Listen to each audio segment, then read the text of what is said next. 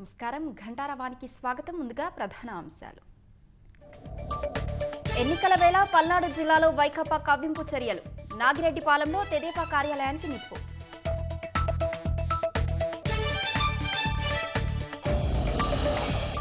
CM నివాసం సమీపంలోనే గంజాయి విక్రయం. ఇద్దరిని పట్టుకుని పోలీసులకు అప్పగించిన స్థానికులు.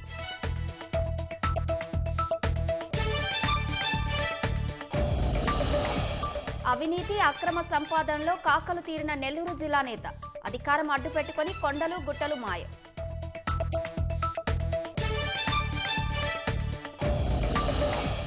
ఎన్నికల హామీలు గాలికి వదిలేసిన జగన్. అంగన్వాడీల వెన్ను విరిచిన వైకాపా ప్రభుత్వం.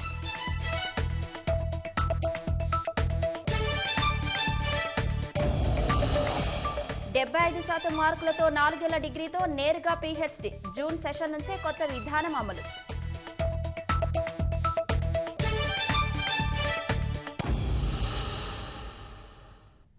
ఎన్నికల వేళ పల్నాడు జిల్లాలో ఉద్రిక్తత పరిస్థితులు తలెత్తాయి. బెల్లంకొండ మండలం నాగిరెడ్డిపాలెంలో తెలుగుదేశం కార్యాలయానికి గుర్తు తెలియని దుండగులు నిప్పు పెట్టారు. ఆదివారం రాత్రి నాగిరెడ్డిపాలెంలో తెలుగుదేశం ఎంపీ అభ్యర్థి లావు శ్రీకృష్ణదేవరాయలు తరపున ఆయన సోదరి రుద్రమదేవి ప్రచారం చేపట్టారు. ఎన్డీఏ శ్రేణులతో కలిసి ఆమె ఇంటింటా ప్రచారం నిర్వహించారు. ఈ క్రమంలోనే ప్రధాన కూడలిలోని వైకాపా కార్యాలయం వద్ద ఆ పార్టీ కార్యకర్తలు కవ్వింపు చర్యలకు పాల్పడ్డారు. తెదేపా కార్యకర్తలను దుర్భాషలాడారు. అవేమి పట్టించుకుని తెదేపా శ్రేణులు ప్రచారం చేస్తూ ముందుకు సాగారు. అనంతరం వైకాపా కార్యకర్తలు నాయకులు తెదేపా కార్యాలయం వద్దకు భారీగా తరలివచ్చి డీజే వాహనాలతో పాటు ఎన్నికల ప్రచార వాహనాలను రహదారికి అడ్డుగా ఉంచారు. ఇదేంటని ప్రశ్నించిన తెదేపా కార్యకర్తలపై దాడులకు పాల్పడ్డారు. ఈ నేపథ్యంలోనే ఇరు వర్గాల మధ్య తోపులాట జరిగింది. ఒకరిపై మరొకరు రాళ్లు రువ్వుకున్నారు. సమాచారం అందుకున్న పోలీసులు అక్కడికి చేరుకొని తెదేపా శ్రేణులను చెదరగొట్టారు. అనంతరం రాత్రి తెలుగుదేశం కార్యాలయానికి గుర్తు తెలియని దుండగులు నిప్పు పెట్టారు. ఇదంతా వైకాపా వారి పనేనని తెలుగుదేశం శ్రేణులు ఆరోపిస్తున్నాయి.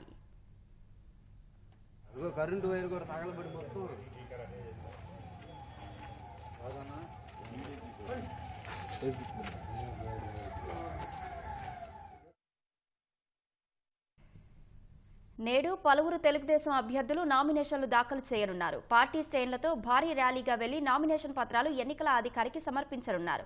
గుంటూరు పార్లమెంట్ అభ్యర్థి పెమ్మసాని చంద్రశేఖర్, గుంటూరు తూర్పు పశ్చిమ నియోజకవర్గాల అభ్యర్థులు నసీర్ అహ్మద్, పిడుగురాళ్ల మాధవి నామినేషన్లు వేయనున్నారు. ప్రత్తిపాడు అభ్యర్థి బూర్ల రామాంజనేయులు, పల్నాడు జిల్లా సత్తెనపల్లి అభ్యర్థి కన్నా లక్ష్మీనారాయణ, గురజాల అభ్యర్థి ఎరపతినేని శ్రీనివాసరావు నామినేషన్లు వేసేందుకు ఏర్పాటు చేసుకున్నారు. బాపట్ల జిల్లా వేమూరు అభ్యర్థి నక్కా ఆనంద్, పచ్చూరు అభ్యర్థి ఏలూరు సాంబశివరావు నామినేషన్ వేయనున్నారు. నెల్లూరు పార్లమెంట్ అభ్యర్థి వేమిరెడ్డి ప్రభాకర్ రెడ్డి నామినేషన్ దాఖలు చేయనున్నారు. జగన్ కుండే కులహంకారం వైకాపా నేతలందరికీ పాకిందని తెలుగుదేశం అధినేత చంద్రబాబు ధ్వజమెత్తారు.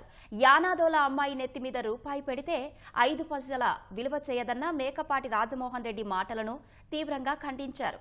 ఈ వ్యాఖ్యలకు సంబంధించిన వీడియోను తన ఎక్స్ ఖాతాలో పోస్టు చేసి దీనిని సమర్థిస్తారా జగన్ అని ప్రశ్నించారు.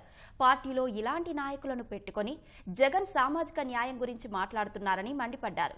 ఈ వ్యాఖ్యలపై మేకపాటి రాజమోహన్ రెడ్డి క్షమాపణలు చెప్పాలని చంద్రబాబు డిమాండ్ చేశారు. తెలుగుదేశం అధినేత చంద్రబాబు ప్రకటించిన ఉచిత బస్సు ప్రయాణం పథకం బాలికల విద్యకు ఊతం, పేద మహిళలకు వరమని ఆ పార్టీ జాతీయ ప్రధాన కార్యదర్శి లోకేష్ అన్నారు.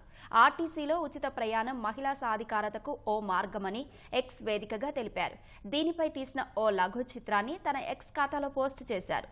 చిత్రాన్ని చాలా హృద్యంగా చిత్రీకరించారని కొనియాడారు.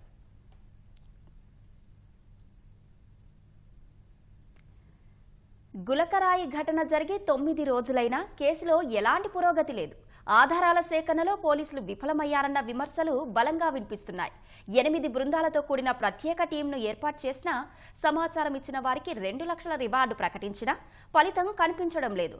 తెలుగుదేశం నాయకుడు దుర్గారావును 4 రోజుల పాటు అదుపులో ఉంచుకొని పోలీసులు ప్రశ్నించినా కేసును ముందుకు తీసుకెళ్లే ఆధారాలు మాత్రం లభ్యం కాలేదు. ఇప్పటి వరకు A1 సంగతి మాత్రమే పోలీసులు తేల్చారు. మరి మిగిలిన నిందితులు ఎవరు, వారి పాత్ర ఏమిటి అన్నది ఇంతవరకు తేల్చలేకపోయారు.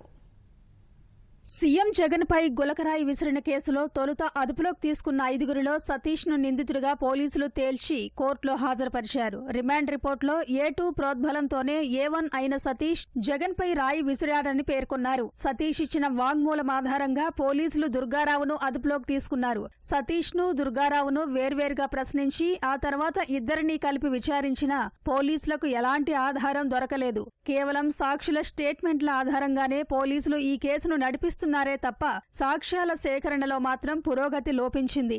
మరోవైపు అప్పటికే 4 రోజులు కస్టడీలో ఉంచుకోవడం, అతని కుటుంబీకులు హెబియస్ కార్పస్ పిటిషన్ వేసేందుకు సన్నద్ధమవుతుండటం వల్ల దుర్గారావును విడిచిపెట్టాల్సిన పరిస్థితి తలెత్తినట్లు భావిస్తున్నారు.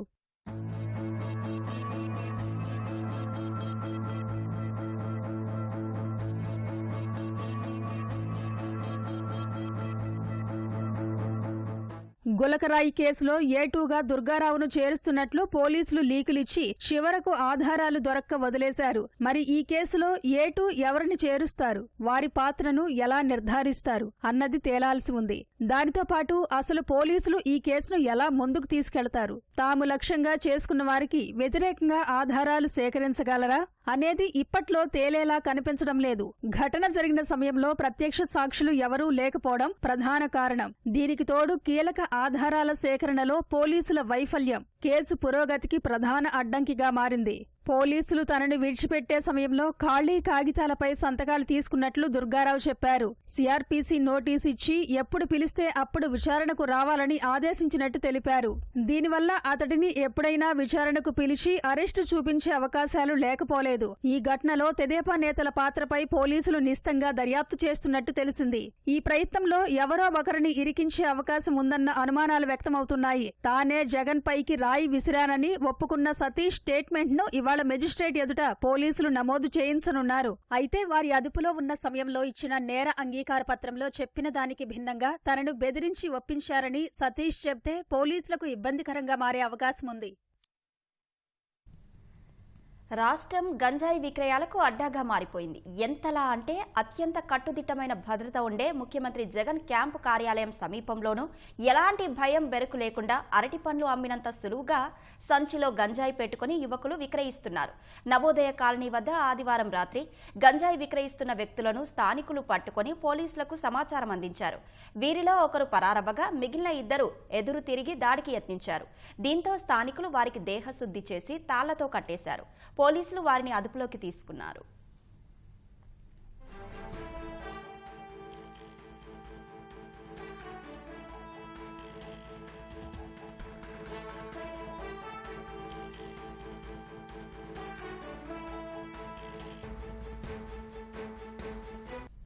ఆయన జమానాలో కొండలు లోయలయ్యాయి.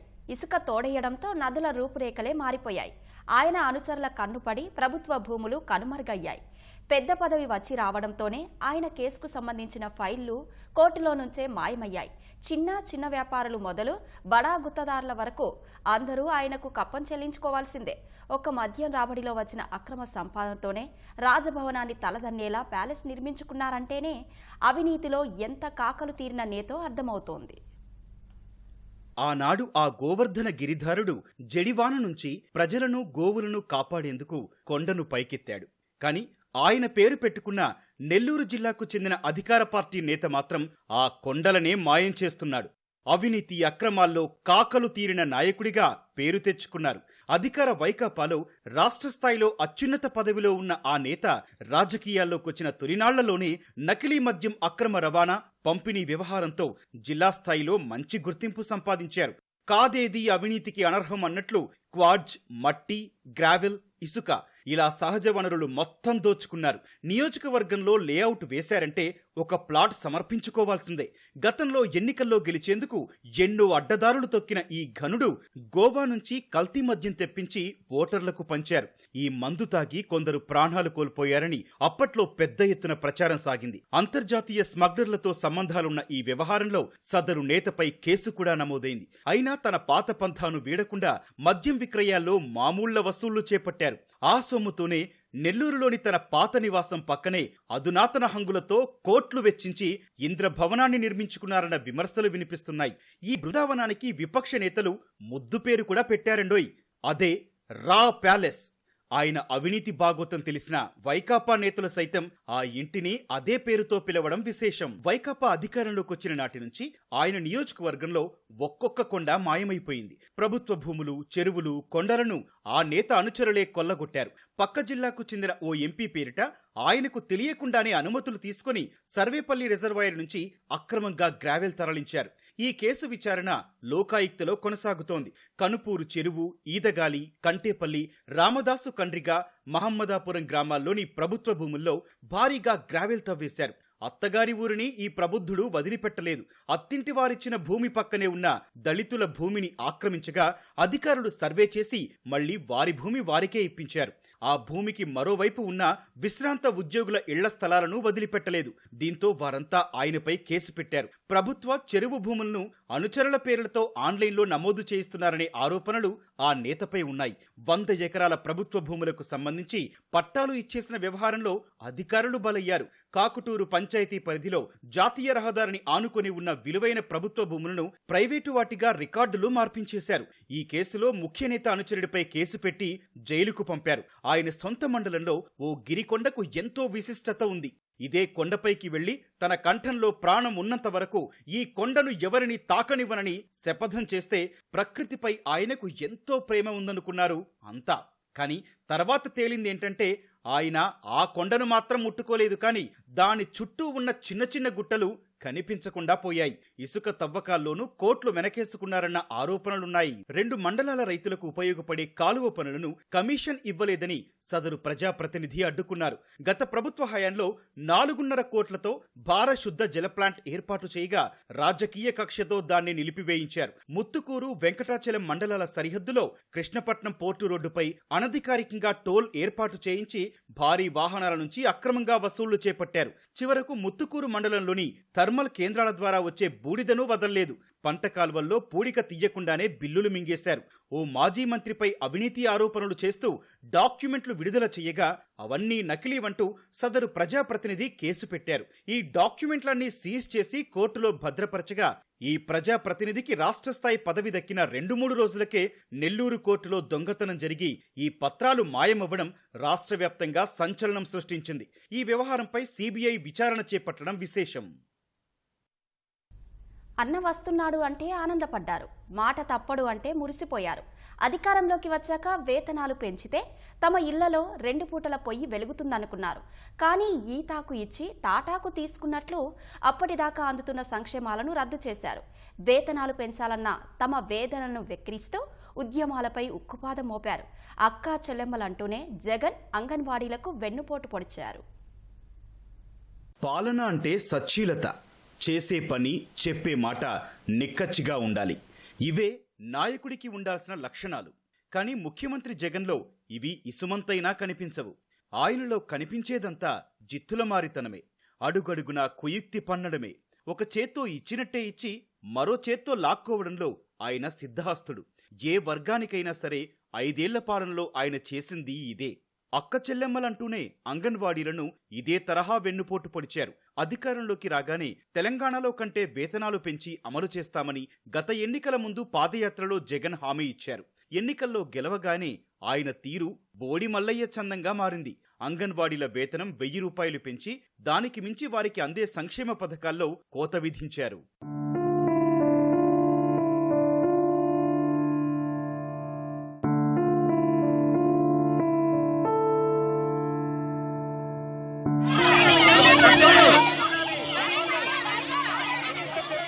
రాష్ట్ర వ్యాప్తంగా 55,607 అంగన్వాడీ కేంద్రాలున్నాయి. 103,000 మంది అంగన్వాడీ కార్యకర్తలు పనిచేస్తున్నారు. పట్టణాల్లో కంటే గ్రామీణ ప్రాంతాల్లోనే అంగన్వాడీ కేంద్రాలు అధికంగా ఉన్నాయి. జగన్ వచ్చాక వీరికి వేతనాన్ని 1000 రూపాయలు పెంచారని అంగన్వాడీలు సంబరపడ్డారు. కానీ ఆ పెంపు వెనక ముంపును వారు ఊహించలేకపోయారు. ఇటు వేతనం పెంచుతూనే అటు సంక్షేమ పథకాలు, నవరత్నాల అమలుపై జగన్ సర్కారు కొన్ని నిబంధనలు పెట్టింది. వాటిలో కుటుంబ ఆదాయం గ్రామీణ ప్రాంతాల్లో 10,000 రూపాయలు, పట్టణ ప్రాంతాల్లో 12,000 రూపాయలు మించకూడదనే ఆదాయ పరిమితి అస్త్రాన్ని ఒకటి అంగన్వాడీలపై ప్రయోగించారు. వేతనం 10,000కు మించిందంటూ గ్రామాల్లో ఉన్న అంగన్వాడీల సంక్షేమ పథకాలకు కోత పెట్టారు. అప్పటికి గాని అంగన్వాడీలకు జగన్ మాయ అర్థం కాలేదు. అంగన్వాడీ టీచరు మీ ప్రభుత్వం వచ్చిన తర్వాత మెంటల్గా పిచ్చోళ్ళు అయిపోతున్నారు, లేదంటే ఆత్మహత్యలు చేసుకునే దానికి ఉన్నారు. ఈ ప్రభుత్వం వచ్చిన తర్వాత మా అంగన్వాడీలకి ఏం చేసిందండి? ఒక్కటి చెప్పండి, నేను అంగన్వాడీలకి పలానా చేశాను, పలానా చేపించాను అని ఒకటైనా చెప్పాలి. జగన్మోహన్ రెడ్డి గారు వచ్చి మొబైల్ ఫోన్లు ఇచ్చిన దానికి పాలాభిషేకం చేయించుకున్నావే, మరి ఇప్పుడు జీతం పెంచితే ఏ అభిషేకాలైనా నీకు చేస్తారు కదా. అంగన్వాడీ పేరెత్తితే పక్కన పెట్టండి అంటున్నావు. అంగన్వాడీ వాళ్ళు నీకేం చేశారు? నువ్వు ఏ మీటింగ్కి వచ్చినా నా అక్క చెల్లెళ్ళు, నా అక్క చెల్లెళ్ళు, నా అమ్మ చెక్కలు అంటున్నావే, మరి అంగన్వాడీ వాళ్ళు నీ అక్క చెల్లెళ్ళు కాదా? నీ అక్క చెల్లెళ్ళు మరి నీకు కనిపించడం లేదా? ఒకసారి నువ్వు ఆలోచించుకో. ఒకసారి నీ ప్రభుత్వం ఏం చేసింది మన అంగన్వాడీలు కానీ ఒకసారి ఆలోచించుకో. అప్పుడే కొత్తగా ఏర్పడిన రాష్ట్రం ఆంధ్రప్రదేశ్. విభజన కష్టాలు వెంటాడుతున్నాయి. అయినా అంగన్వాడీలకు అప్పటి తెదేపా ప్రభుత్వం వేతనాల పెంపులో ఏమాత్రం వెనకడుగు వేయలేదు. ఒకవైపు రాజధాని అమరావతి నిర్మాణం, పేదల సంక్షేమాన్ని చూస్తూనే ఉద్యోగుల సంక్షేమానికి ప్రాధాన్యమిచ్చింది. 5 ఏళ్ల పాలనలో తెదేపా అంగన్వాడీ కార్యకర్తల వేతనాన్ని 4,200 నుంచి 10,500కి పెంచింది. 2 విడతల్లో వీరికి 150% అంటే 6,300 మేర పెంచి వేతనాన్ని తెలంగాణతో సమం చేసింది. మినీ అంగన్వాడీ కార్యకర్తలకు 103%, ఆయాలకు 172% పెంచింది. అప్పటి నిబంధనల ప్రకారం వారి వేతనం ఆదాయ పరిమితిని దాటి సంక్షేమ పథకాల లబ్ధి దూరమయ్యే అవకాశమున్నా కోత మాత్రం విధించలేదు. వెసులుబాటిచ్చి అన్ని పథకాలను వారికి వర్తింపజేసింది. జగన్ అధికారంలోకి రాగానే అంగన్వాడీల వేతనం 10,500 నుంచి 11,500 పెంచారు. ఏతావాత ఆయన పెంచింది 9.5%. అది కూడా 2019 జూన్లో పెంచారు. ఆ తర్వాత 5 ఏళ్ల పాటు ఒక్క రూపాయి కూడా పెంచలేదు. ఓవైపు సంక్షేమ పథకాలు అందక, మరోవైపు నిత్యావసరాల ధరలు అమాంతం పెరిగి అంగన్వాడీల పరిస్థితి అగమ్యగోచరంగా తయారైంది. కొన్ని నిత్యావసరాల ధరలు దాదాపు 100% పెరిగాయి. దీన్ని పరిగణలోకి తీసుకునే తెలంగాణ ప్రభుత్వం 2021లో అక్కడి అంగన్వాడీ కార్యకర్తలకు 3,150 చొప్పున వేతనం పెంచింది. ఎన్నికల్లో గెలిస్తే తెలంగాణ కన్నా ఎక్కువ జీతాలిస్తామన్న జగన్ మాత్రం కిమ్మనకుండా ఉన్నారు. చివరికి హామీని నెరవేర్చాలంటూ చరిత్రలో ఎన్నడూ లేని విధంగా అంగన్వాడీలు సమ్మెబాట పట్టినా కనీసం వారి మాట కూడా ఆలకించలేదు. పోలీసులతో ఉక్కుపాదం మోపించారు. వారికి వర్తించని ఎస్మాను కూడా ప్రయోగించి బెదిరింపులకు దిగారు. ఉద్యోగాలను తొలగిస్తామని మెడ మీద కత్తి పెట్టినట్లుగా దారుణంగా వ్యవహరించారు.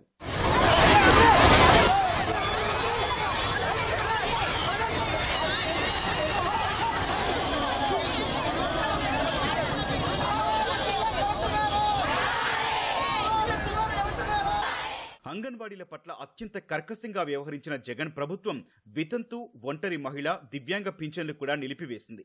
అమ్మఒడి సాయాన్ని అందించకుండా వారి పిల్లల చదువును ఇబ్బంది పెట్టారు. ఇళ్ల పట్టాలు, ఇళ్ల నిర్మాణ రాయితీ ఎత్తేశారు. వారు పదవీ విరమణ పొందే వరకు ఇదే నిబంధన వర్తిస్తుందని ఆదేశాల్లో పేర్కొన్నారు. అంటే అంగన్వాడీ పోస్టు కావాలా, సంక్షేమ పథకాలు కావాలా అనే పరిస్థితిని వారికి కల్పించారు. ఉద్యోగాలు చేయలేక, మానుకోలేక ఆత్మహత్యలు చేసుకున్న వాళ్ళు కూడా ఉన్నారండి. కనీసం వాళ్ళకి మట్టి ఖర్చులు కూడా ఇవ్వట్లేదు. ఆ కుటుంబాలు ఎవరికి కూడా మేలు చేయట్లేదు. కనీసం మమ్మల్ని పట్టించుకోవట్లేదు, గుర్తించట్లేదు. అసలు ఎందుకు గుర్తించట్లేదు? మేము ఓట్లేస్తాను కదా, మీరు గెలిచారు, మేము పాలాభిషేకం చేస్తాం. మీరు గెలిచిన వెంటనే మీరేమన్నారు? ఆ రోజు నేను గెలిచిన వెంటనే తెలంగాణ కంటే 1000 రూపాయలు అదనంగా ఇస్తానన్నారు. ఈ రోజు తెలంగాణలో 18,000 రూపాయలు జీతం అదనం పెంచున్నారు. మాకేం చేస్తారు? మీరు చెప్పిన మాట ఏంటి? మీరు చేసేది ఏంటి? చెప్పిన మాట నేను మరేం తిప్పును, మాట తప్పునని చెప్పిన మీరు జగనన్న గారు ఈ రోజు ఏం చేస్తున్నారు? మీరు ఒకసారి ప్రశ్నించుకోవాలా. స్త్రీలకి అన్యాయం చేస్తున్నారు. మీరు ఇట్లా స్త్రీలకి అన్యాయం చేసిన వాళ్ళు ఎవరు కూడా బాగుపడలేదన్నమాట. తెదేపా ప్రభుత్వ హయాంలోనే అంగన్వాడీ కార్యకర్తలకు 10,500 వేతనం అందేది. జగన్ పెంచింది 1,000 రూపాయలు. ఈ మొత్తాన్ని ఏడాదికి లెక్కేస్తే వారికి అదనంగా అందేది 12,000. అదే ఒక్క దివ్యాంగ పింఛను నెలకు 3,000 తీసేయడంతో ఏడాదికి 36,000 నష్టపోయారు. ఇంటి నిర్మాణ రాయితీ వర్తించక 1,50,000 అందలేదు. ఇళ్ల పట్టాలు ఇవ్వకపోవడంతో లక్షల్లో కోల్పోయారు. ఇక విద్యా దీవెన, వసతి దీవెన అందక పిల్లల భవిష్యత్తే ఇబ్బందుల్లో పడింది. గుంటూరు తెలుగుదేశం లోక్సభ అభ్యర్థి పెమ్మసాని చంద్రశేఖర్ నేడు నామినేషన్ వేయనున్నారు. శ్రేణులతో కలిసి ఆయన ర్యాలీగా తరలి వెళ్తున్నారు. ప్రత్యక్ష ప్రసారం ద్వారా చూద్దాం.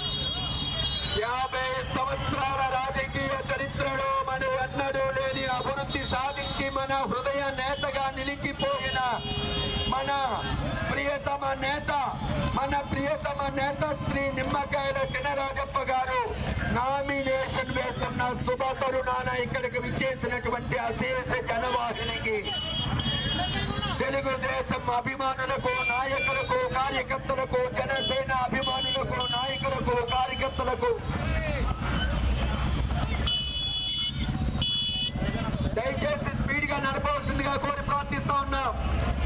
ముహూర్తం టైం చాలా తొందరగా వచ్చేస్తుంది. ముహూర్తం టైంకి అందుకోవాలంటే మనం స్పీడ్ గా వెళ్ళవలసిన అవసరం ఉందని చెప్పి మనం చేస్తా ఉన్నాం. 50 మంది ద్విచక్ర వాహనదారులు అలాగే ఎదురు ఉన్న ప్రెస్ వ్యాన్ కూడా స్పీడ్ గా నడపవలసిందిగా కోరి ప్రార్థిస్తా ఉన్నాం. ఆల్రెడీ సమయం 9:30 అయింది. మనకి ముహూర్త సమయం చాలా సమీపంలో ఉంది కాబట్టి దయచేసి 50 మంది సహకరించవలసిందిగా కోరి ప్రార్థిస్తా ఉన్నాం.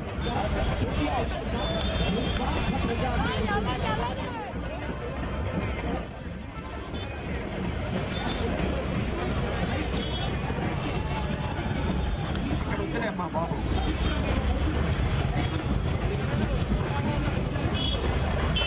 మన ప్రియతమ నేత, మన నియోజకవర్గ అభివృద్ధి ప్రదాత మరి ఈరోజు నామినేషన్ వేస్తున్న శుభ తరుణాన ఇక్కడ అశేష జనవాహినిగా విచ్చేసినటువంటి 50 మంది తెలుగుదేశం, జనసేన, బీజేపీ నాయకులకు, కార్యకర్తలకు, అభిమానులకు మన పూర్తిగా మా నమస్కారాలు తెలియజేస్తూ